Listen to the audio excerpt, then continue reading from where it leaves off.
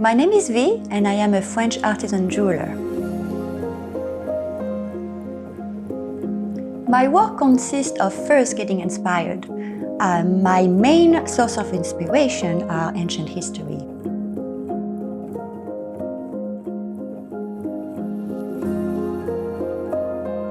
I just love it. So I go to a lot of museums.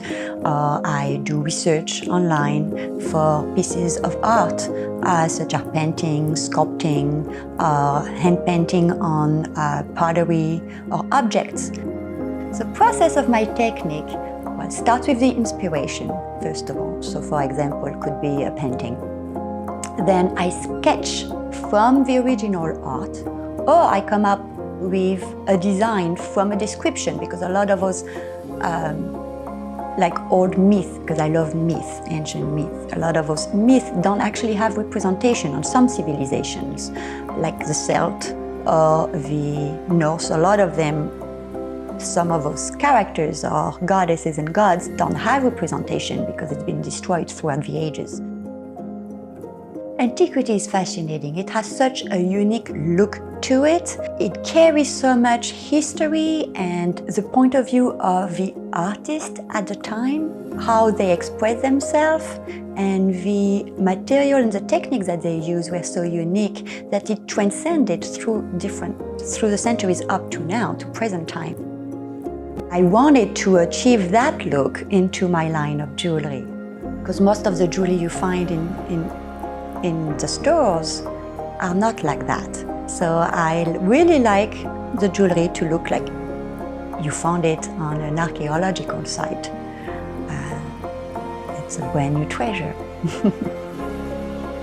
It all started when I could not find any piece of jewelry that I actually appreciated into stores, what was available at the time. I looked everywhere in different countries as well, and I could never really find what I liked, although I loved what were in museums. A little too big and ostentatious, for sure, for modern time, but still, it was fascinating.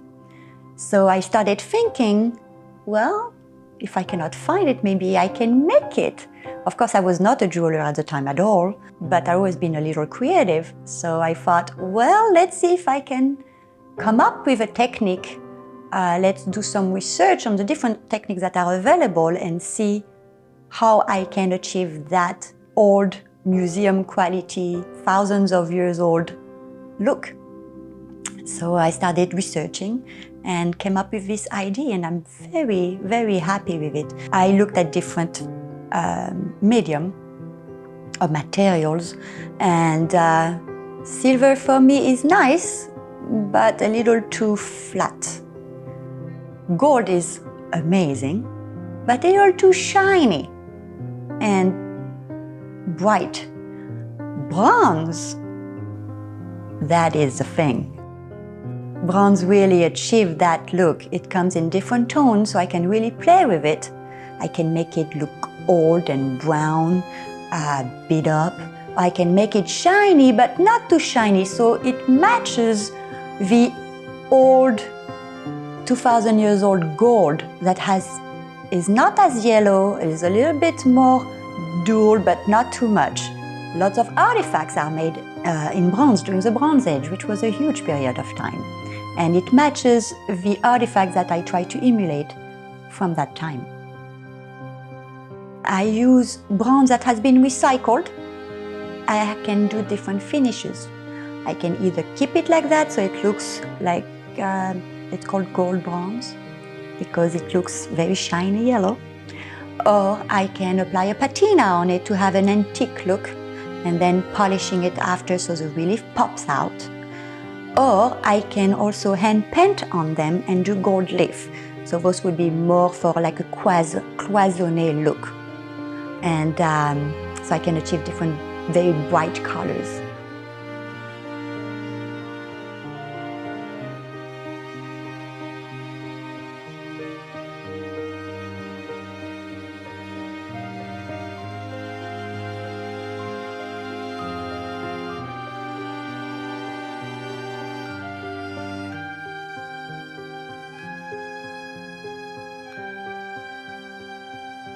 Now, with the pandemic, things have changed a little bit, and I changed my focus to online sales. So a lot of my regular customers can still enjoy that, but now I am available worldwide so that anyone can actually purchase those unique pieces.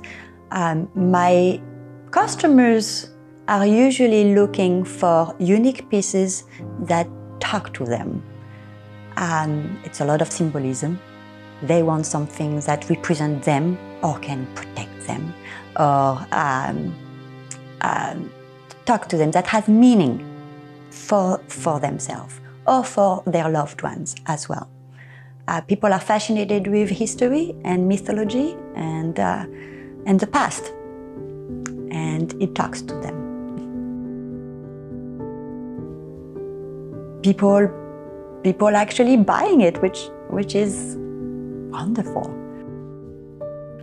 I get to wake up in the morning and be an artist and making my dream come true, being a working artist and making a living out of it and creating and sharing it with the world. And that is the most amazing thing in the world.